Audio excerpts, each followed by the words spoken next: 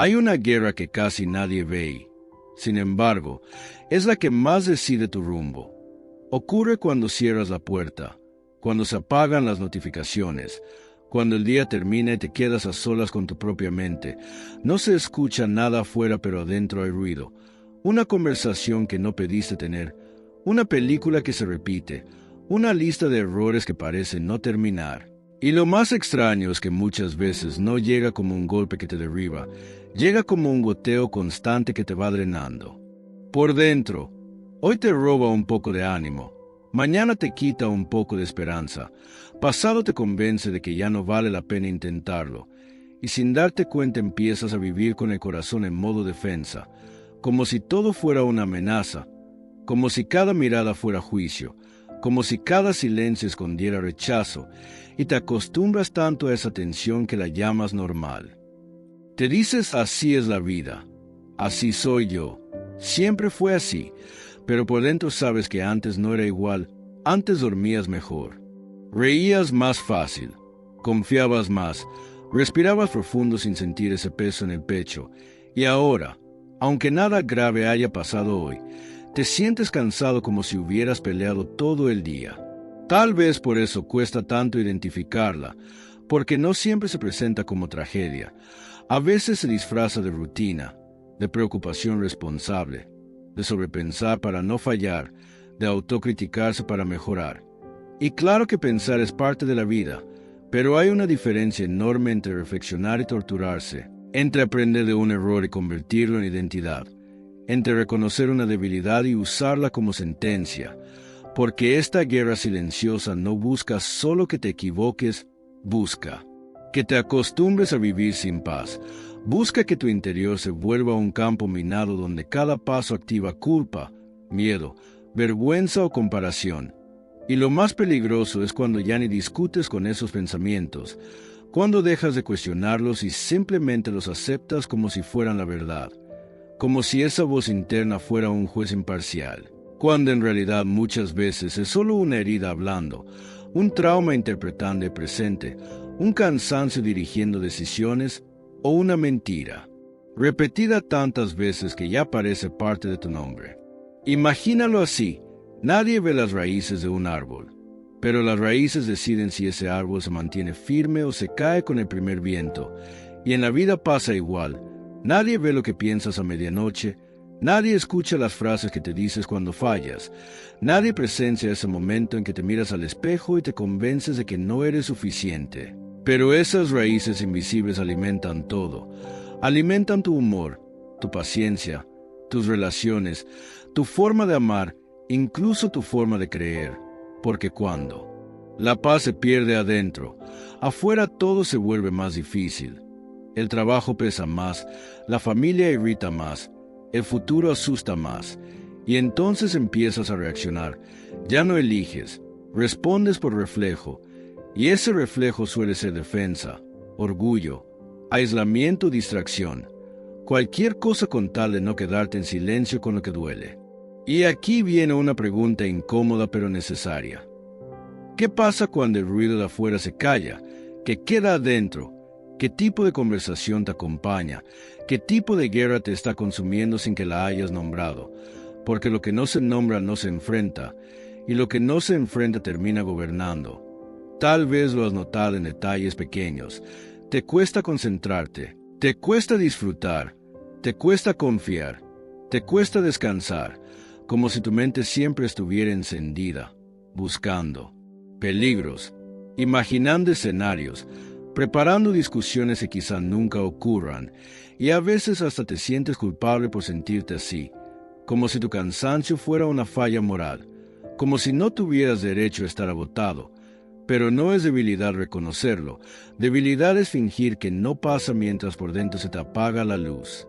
Este es el punto de partida, no para señalarte, sino para despertarte, porque si esta guerra existe, también existe una salida.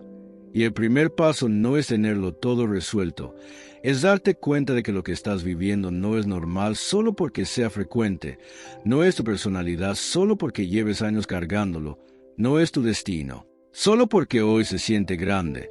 Es una batalla interna real, silenciosa, persistente, pero no invencible, y cuando finalmente la miras de frente, cuando dejas de llamar la costumbre y la llamas por su nombre, algo cambia, porque de repente ya no estás a merced de esa corriente. Ya puedes empezar a recuperar terreno, ya puedes dejar de sobrevivir y comenzar a vivir con una paz que no dependa del ruido, ni del aplauso, ni del control. Una paz que se construye desde dentro, paso a paso, pensamiento a pensamiento, decisión a decisión, hasta que tu interior vuelva a ser hogar y no trinchera.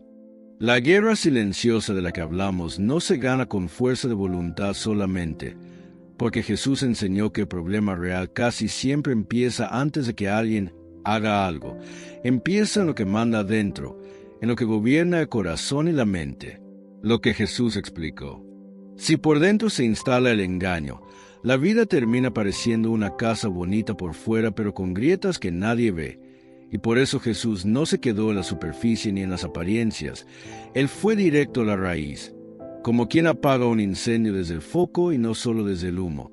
En el Sermón del Monte tomó un mandamiento externo y lo empujó hacia adentro, mostrando que la batalla real también ocurre en la mirada, en la intención, en el deseo alimentado en secreto, porque dijo que no se trata únicamente de no cometer adulterio, sino que el acto interno de mirar para codiciar ya rompe algo en el corazón. Y este punto es clave para entender por qué tanta gente se siente cansada por dentro aunque por fuera esté cumpliendo, porque a veces la conducta está controlada pero la mente está encadenada, y ahí nace esa sensación de doble vida, no necesariamente por hipocresía, sino por supervivencia. Se aprende a aparentar estabilidad mientras adentro se pelea con pensamientos que nadie más escucha. En otras palabras, Jesús estaba diciendo algo muy serio, pero también profundamente liberador. La vida no se transforma de verdad cuando solo se cambian hábitos externos. La vida cambia cuando cambia el gobierno interior, cuando la verdad ocupa el lugar donde antes mandaba la mentira. Cuando el corazón deja de obedecer impulsos que prometen alivio rápido y termina pagando con culpa, vergüenza o vacío, y quizás aquí encaja una pregunta que duele pero sana. ¿Quién está tomando decisiones dentro de ti cuando nadie te ve? Tu versión más herida o tu versión más lúcida, tu miedo, tu fe, tu enojo, tu propósito, tu necesidad de aprobación o tu identidad real. Porque hay un tipo de moral que solo intenta controlar el fruto, y eso agota. Y hay un tipo de vida espiritual que empieza por la raíz, y eso ordena. Y cuando la raíz ordena, el fruto cambia casi sin esfuerzo, no perfecto, pero sí consistente, como cuando enderezas el timón de un barco y aunque el mar siga movido, la dirección deja de ser un accidente y se vuelve una decisión. Y entonces aparece esa otra frase de Jesús que atraviesa el pecho como una luz encendida en un cuarto oscuro. Él afirmó que si permaneces en su palabra, conoces la verdad y esa verdad te hace libre. No es una libertad de hacer cualquier cosa, es la libertad de dejar de ser empujado por lo que te destruye, la libertad de no reaccionar siempre desde el pánico, la libertad de no vivir siendo rehén de un pensamiento repetido, de una etiqueta, de un así soy yo que en realidad se formó por dolor acumulado. Y fíjate qué detalle tan humano. Jesús une libertad con permanencia, como si estuviera diciendo que no basta escuchar una vez algo verdadero, hay que quedarse ahí, volver ahí, respirar ahí, porque la mente aprende por repetición y el corazón también. Por eso, cuando el conflicto interno aprieta, no siempre significa que todo va mal. A veces significa que algo dentro de ti está despertando y ya no quieres seguir viviendo en automático, como si una parte de ti dijera basta, esto ya no me gobierna. Y ahí es donde la verdad empieza a sonar extraña al principio, porque la mentira era familiar. La mentira llevaba años viviendo en casa, se sentaba a la mesa, opinaba, decidía, y cuando por fin llega la verdad, al comienzo parece incómoda. Te confronta, te obliga a ordenar lo que estabas evitando, pero también te devuelve dignidad, te devuelve claridad, te devuelve paz. Y lo más importante, Jesús no habló del interior para condenarte, habló del interior para rescatarte, porque cuando la raíz sana, la mirada se purifica, La intención se endereza, la imaginación deja de ser un lugar de esclavitud y vuelve a ser un espacio de propósito. Y lo que haces afuera deja de ser un teatro y se convierte en una expresión natural de lo que ya está pasando adentro, como una fuente que por fin dejó de estar contaminada y entonces ya no necesita esforzarse para dar agua. Limpia, simplemente da lo que ahora tiene, ¿verdad? ¿Dónde empieza la batalla? Si la guerra más peligrosa es la que ocurre en silencio, entonces el primer campo de batalla no es el mundo exterior, es el interior. Es el lugar donde nadie entra con linterna salvo tú y Dios, donde se forman pensamientos, intenciones, imágenes mentales, y ese diálogo interno que puede levantarte o hundirte sin que nadie lo note. Hay días en que todo parece estar bien por fuera, pero por dentro se siente como si el corazón estuviera en una habitación sin ventanas, respirando aire pesado, y ahí es donde conviene entender algo que la Biblia dice de forma directa. Sobre toda cosa guardada, guarda tu corazón, porque de él mana la vida. No dice guarda tu reputación, no dice guarda tu agenda, no dice guarda tu dinero, dice guarda tu corazón, como si estuviera hablando de un manantial, porque lo que sale de ti, lo que termina siendo tu vida, primero nació ahí, y si el manantial se contamina, tarde o temprano el río también. Por eso esta guerra no empieza cuando gritas. Empieza cuando guardas resentimiento en secreto. No empieza cuando traicionas. Empieza cuando alimentas una fantasía. No empieza cuando te rindes. Empieza cuando aceptas una frase oscura como si fuera un hecho. Y mira qué interesante. Proverbios 4 no se queda en una idea abstracta. Presenta el corazón como un centro de mando, un lugar donde se guardan palabras. Porque antes del versículo 23 dice, guárdalas en medio de tu corazón y habla de esas palabras como vida y hasta medicina. Eso cambia la manera de ver tu mente. No es solo un espacio donde pasan cosas, es un lugar donde se almacenan semillas, y toda semilla que se queda ahí suficiente tiempo termina buscando salida en forma de acción, de reacción, de tono, de decisión, de forma de tratar a otros. Y por eso lo que aceptas en secreto termina dirigiendo lo que haces en público. A veces se cree que el problema es el comportamiento visible, pero muchas veces el comportamiento es solo el último eslabón de una cadena interna. Primero llega el pensamiento, luego llega la emoción que ese pensamiento provoca, después aparece la interpretación, luego la intención, y finalmente la acción.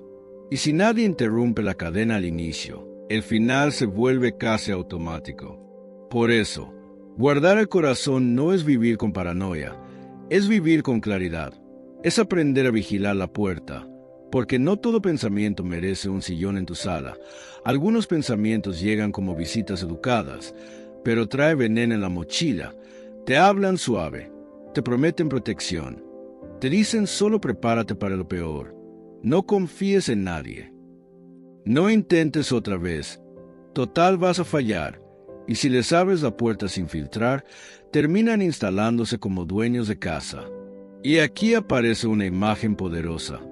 Cuando Proverbios habla de camino, luz, oscuridad, pies, ojos, boca, está describiendo que todo el cuerpo se alinea con lo que el corazón gobierna, como si dijera que el interno mueve lo externo, que la dirección de tus pasos depende de lo que permites permanecer dentro.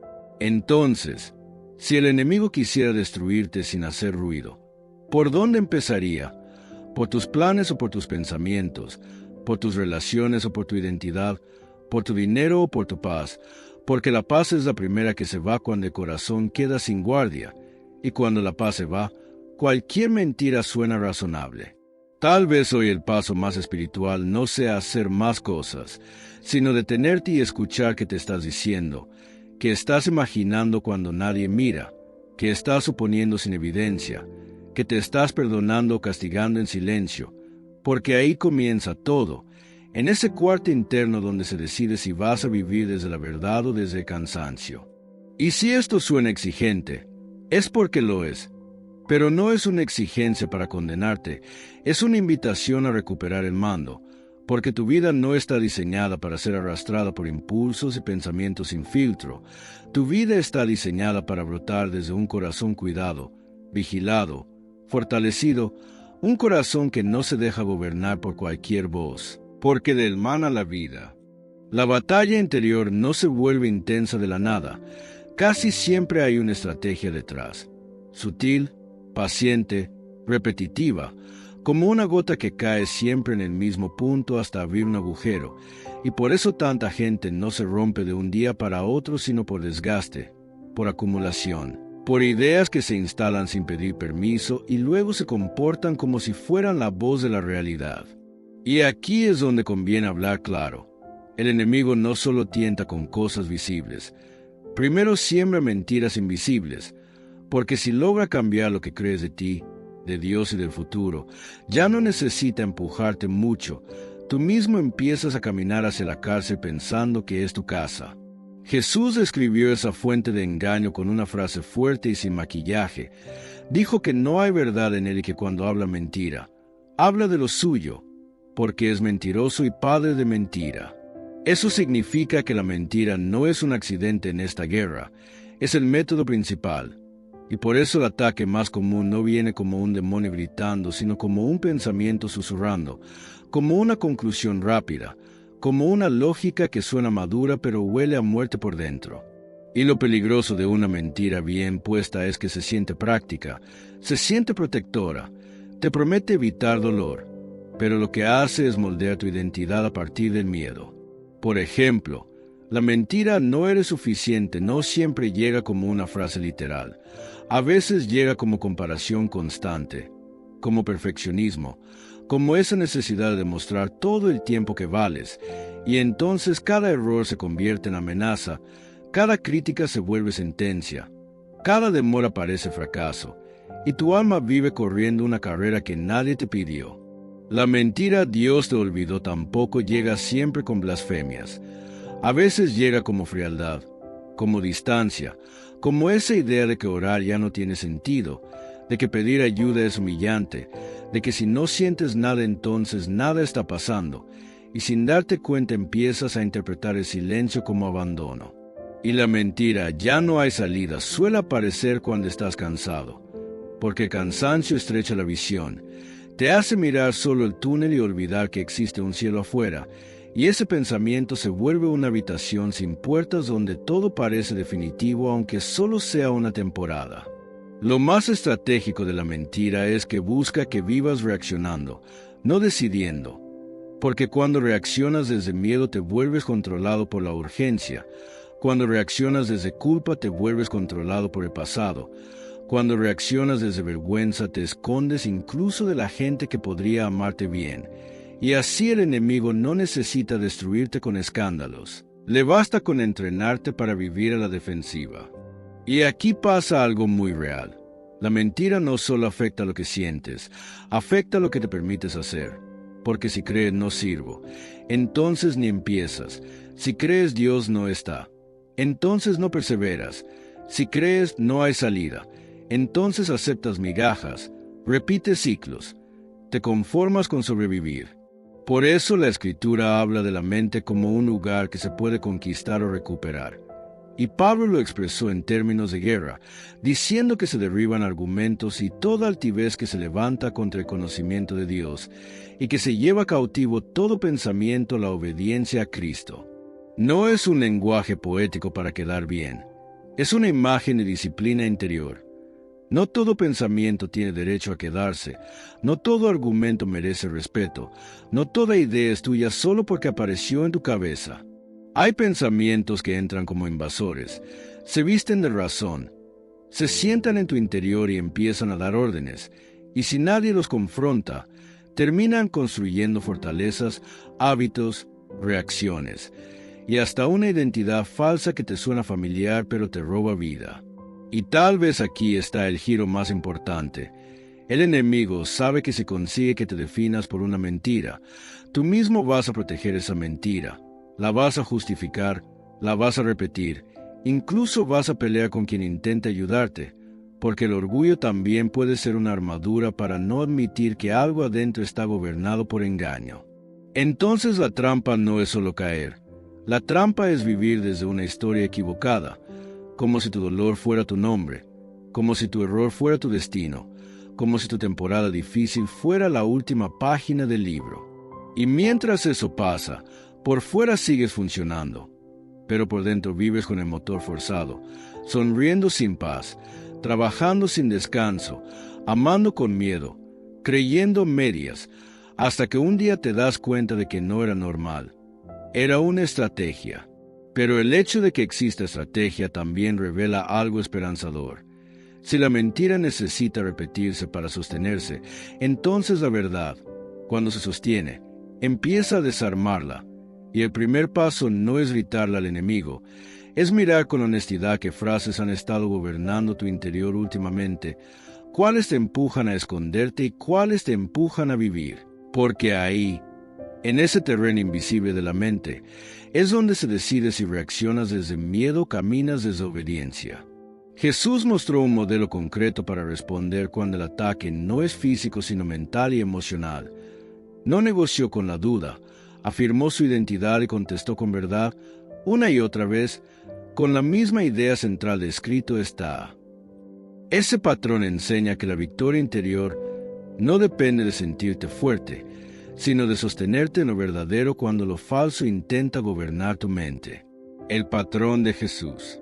En el desierto, en un momento de hambre real y vulnerabilidad real, el tentador se acercó con una frase que suena como pregunta pero funciona como veneno. Si eres hijo de Dios, porque el ataque empieza intentando mover el suelo bajo tus pies, no discutiendo tu conducta primero, sino tu identidad primero, como si dijera demuéstralo, pruébalo. Haz algo para confirmar lo que eres. Y ahí se esconde la trampa de casi todas las batallas internas, cuando sientes que necesitas probar tu valor para merecer paz. Jesús no aceptó ese juego de demostrar, no se subió a esa rueda de ansiedad, no convirtió la presión en espectáculo. En vez de reaccionar desde la necesidad, respondió desde la verdad, y lo hizo con una frase que corta la conversación como una espada limpia. Escrito está, porque cuando la mente se llena de ruido, la palabra funciona como un ancla que no discute con la tormenta, simplemente fija el punto de apoyo.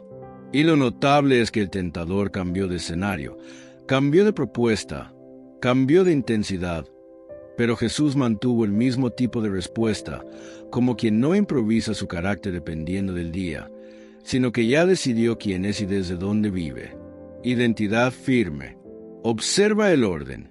Antes de hablar de panes, alturas o reinos, el ataque trató de tocar el si eres, porque si logra que dudes de quién eres, después cualquier oferta parece razonable, cualquier atajo parece sabio, cualquier rendición parece lógica, y por eso el modelo de Jesús no es solo citar versos, es pararte sobre una identidad que no está en venta, una identidad que no se negocia con hambre, con soledad o con cansancio. Cuando el enemigo te empuja, actúa desesperado para sentirte válido. En realidad te está entrenando para vivir en esclavitud. Porque vivir demostrando es vivir corriendo, y vivir corriendo es vivir sin escuchar, y vivir sin escuchar es terminar obedeciendo la voz más fuerte del momento. Pero Jesús no funcionó así. Él no buscó una señal externa para tranquilizar su interior. Él sostuvo su interior con verdad aunque el cuerpo estuviera débil. Y eso se parece mucho a lo que pasa hoy, porque la mentira también llega con si de verdad fueras. Si de verdad Dios te amara, si de verdad tuvieras fe, y la respuesta de Jesús enseña que no se responde a ese con pánico, se responde con firmeza, sin teatro, sin negociaciones secretas, sin darle a la duda el volante del corazón. Palabra declarada. Cada vez que apareció una propuesta seductora, Jesús respondió con la Escritura, y no fue una respuesta fría. Fue una respuesta alineada con obediencia, porque dijo que el ser humano no vive solo de pan, sino de toda palabra que sale de Dios. Y con eso dejó claro que hay un hambre más profunda que la del estómago, un hambre de sentido, de dirección, de verdad, y que si alimentas solo lo inmediato terminas muriendo por dentro aunque tengas cosas por fuera. Luego el tentador incluso usó escrito está para torcer la verdad, como quien cita algo sagrado para justificar un impulso. Y Jesús no cayó. Respondió también con escrito está para poner límites y para no tentar a Dios, mostrando que la palabra no se usa para manipular a Dios ni para tapar caprichos. Se usa para obedecerlo y para mantener el corazón limpio cuando el ego quiere aplauso. Y cuando llegó la oferta grande, todo esto te daré. Jesús cortó la conversación con una orden y con verdad. Adorar y servir solo a Dios, porque hay tentaciones que no se ven como pecado inmediato, sino como oportunidad, como atajo, como por fin te lo mereces. Pero el modelo de Jesús enseña que lo que se gana traicionando el alma siempre se paga caro, y que la paz verdadera no nace de conseguir más, nace de rendir correctamente lo que eres. Así se responde en la guerra interna. Identidad firme, verdad declarada, obediencia concreta, sin negociar con la voz que quiera arrastrarte, porque el enemigo insiste hasta que encuentra una grieta, pero cuando tu respuesta se vuelve consistente, la mentira se queda sin alimento y termina retrocediendo, igual que en el relato, donde después de resistir, el tentador se fue y Jesús fue fortalecido. La renovación interior no es un evento de un día, es una práctica diaria donde eliges quien gobierna tu mente, y la Biblia lo describe como una transformación que sucede por la renovación del entendimiento. Renovación práctica y se.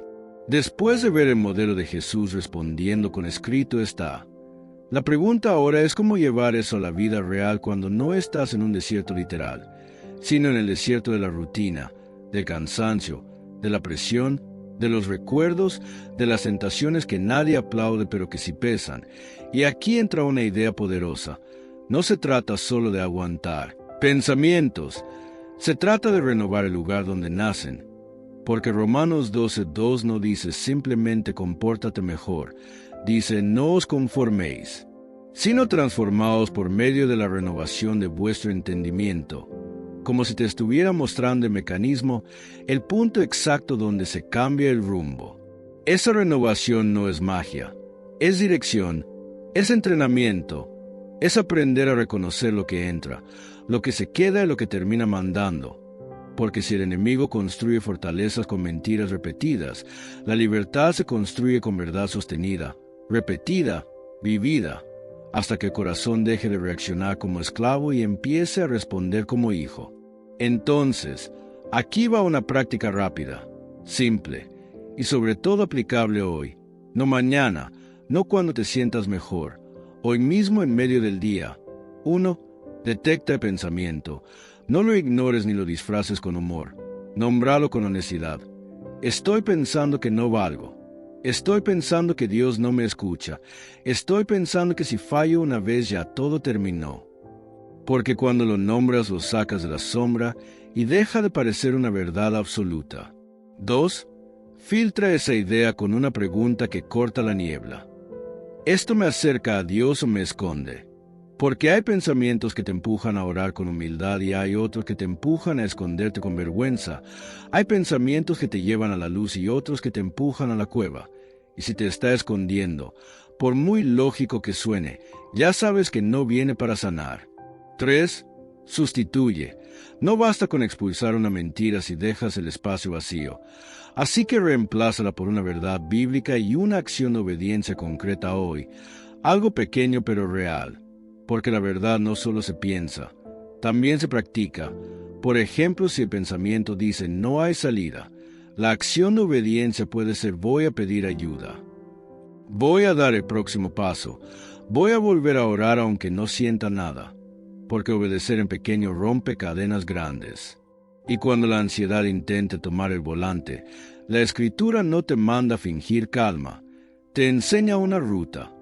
Por nada estéis afanosos, sino sean conocidas vuestras peticiones delante de Dios con acción de gracias, y luego promete algo que no depende de que entiendas todo. La paz de Dios, que sobrepasa todo entendimiento, guardará vuestros corazones y vuestros pensamientos en Cristo Jesús.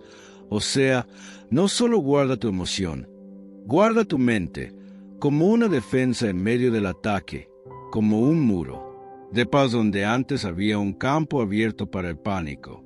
Esto cambia el enfoque porque no es cuando se arregle mi vida tendré paz, es en la oración. Con ruego y gratitud, la paz de Dios guarda mi corazón y mis pensamientos, y esa palabra guardará suena protección activa, a cuidado real, a una paz que no es pasividad sino custodia. Por eso, cuando parezca esa guerra silenciosa, en vez de discutir horas con la mentira, convierte pensamiento en oración. Ponle nombre a la herida delante de Dios, agradece aunque sea por una cosa pequeña, y deja que esa paz haga su trabajo de guardia mientras tú vuelves a elegir la verdad. Si este mensaje te habló, escribe en los comentarios: Jesús gobierna mi interior y también yo elijo la verdad.